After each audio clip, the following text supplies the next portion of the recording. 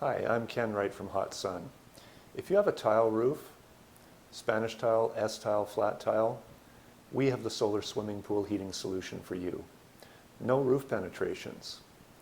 We can fit these systems to available space, even working around existing PV systems.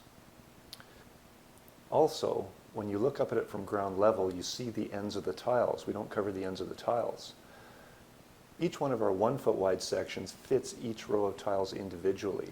So when you look up at it from ground level, you see the ends of the tiles, especially on a flat tile.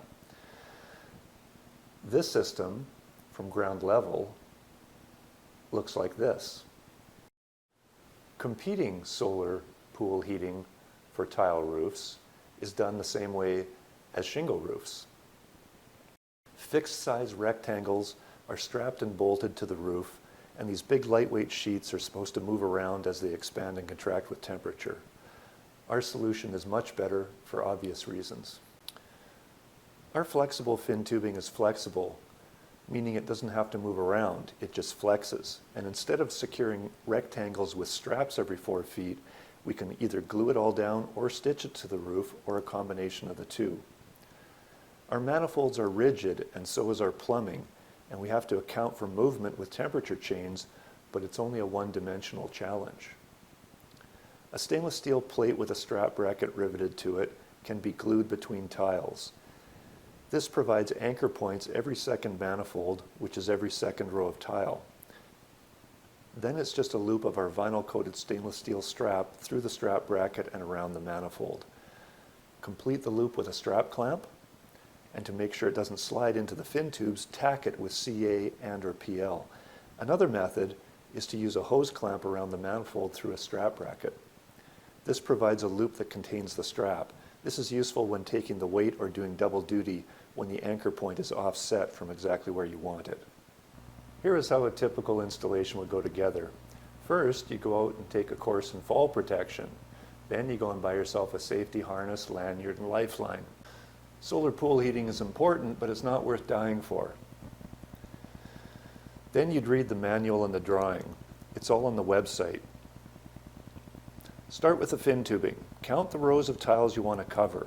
If it's going to be a rectangle, then optimize the use of space by making the side-to-side dimension, the length of the fin tubes, a factor of 88 feet. The rolls of fin tubing are 88 feet long. One 1 foot wide section per row of tiles. In other words, try to use side-to-side dimensions that are 88, 44, 29, or 22 feet long. That's a full, a half, a third, and a quarter roll length, so there's no waste. If the roof is a triangle, start at the middle and figure on wasting material if the dimension side-to-side isn't 88, 44, 29, or 22 feet, etc. If you haven't done this before, I definitely recommend stitching the fin tubes to the roof before committing with adhesives. Stitching is done with 12 gauge solid black PVC coated copper wire cut to about 7 inches. Bend it into a Z shape and slip it between the tiles to create an anchor point like so. Use scrap 1 tube wide power strip fin tube material to strap the fin tubes in place. You can scab short pieces together using PVC drip irrigation tubing and CA adhesive, same as if you were doing a repair. The fin tubing has a tear seal, meaning it will strip out once started. Once the fin tube is in place, cut to length with anvil cutters as you attach the manifolds. The manifolds have a female and a male end. The outside of the female end is same as 2-inch PVC pipe. The manifolds are a styrene material which reacts more aggressively with PVC cements than PVC, so don't use primer on the manifold to PVC connections. You can usually join male manifold ends to each other with PVC couplings and female to female ends to each other via varying lengths of 1.5-inch PVC pipe to space the manifold so they correspond to each row of tile, which is each row of 1 foot wide fin tubing. The manifolds will change length by about 1 inch over 10 feet, so we can just secure them with a loop of strap. Watch that your fin tubes don't chafe on the tiles as the manifolds change length with temperature.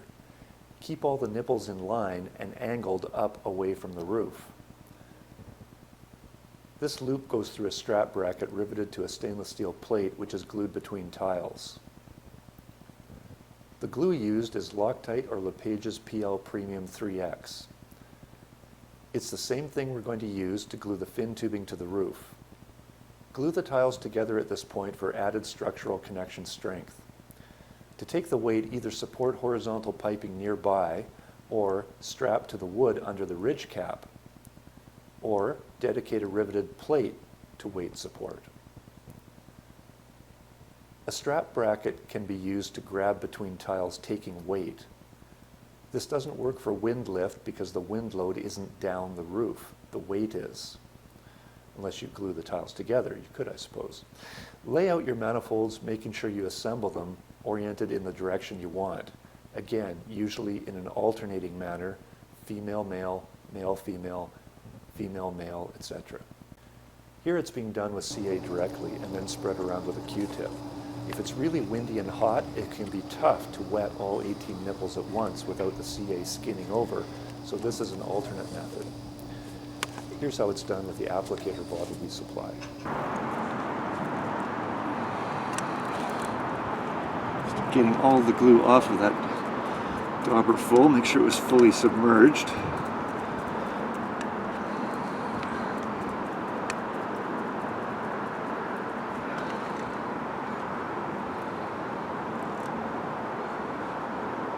Look for any dry spots.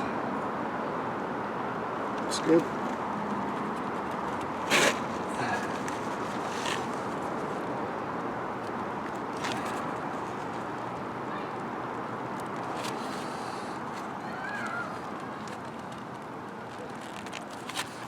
Nice time to be doing it when the heat of the sun is off of us. We're in the evening now.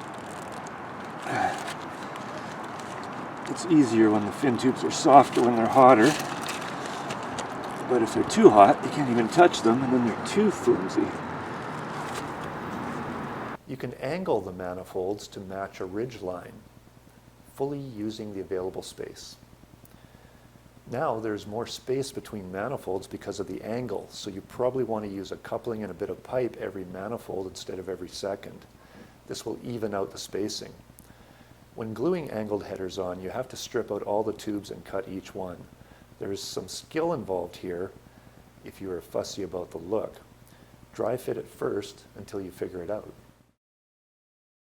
I like to plumb it up and run water through it at this point. That way I can crawl around on it and glue the fin tubes to the roof. Here I am a few years ago explaining the adhesive procedure without stitching. On a tile roof, a good trick that a lot of our guys use is to use PG and PL alternating. Alternate with PG and PL. PG again is Loctite Power Grab, the regular stuff. PL is PL Premium Construction Mastic Adhesive, etc.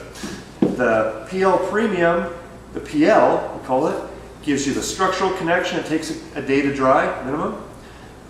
It's not going anywhere. You can peel it off afterwards, but you really got to pull it. The wind would never pull it off.